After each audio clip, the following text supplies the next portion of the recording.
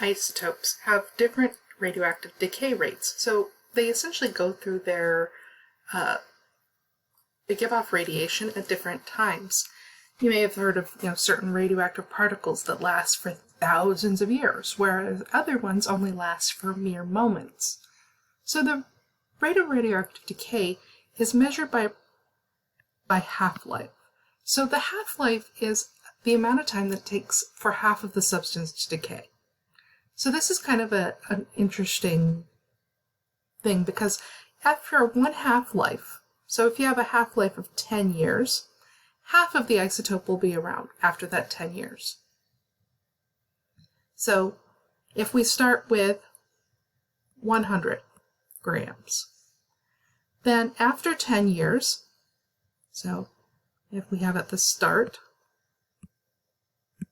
100 grams, then after 10 years, or one half-life, we're going to have half of that. So that's going to be 50 grams. Now, after two half-lives, so after 20 years, we're going to have half of that. So it's going to go down to 25 grams.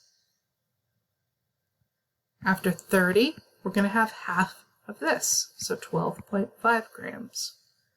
After 40, we're going to have half of that, so 6.25 grams.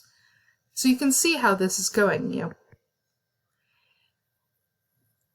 So for radioactive decay rate, you may actually see other equations and things online that are much more complicated, but we're going to be really looking at it in more of an estimated fashion like this. So after a certain amount of time, how much of our radioactive substance would be left? So you would need to look at how long is our half-life?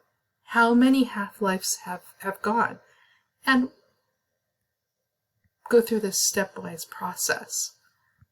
If you are experienced with exponential decay, you can do that as well, but you can also do these manually by hand. So you can see, look, at my start, I have this full 100 grams. After 10 years, I'm going to have half of that, half of that, half of that.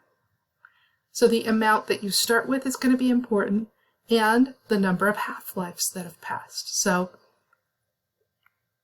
has it been one half-life, two half-lives, 3, 4, 5? How many half-lives have occurred?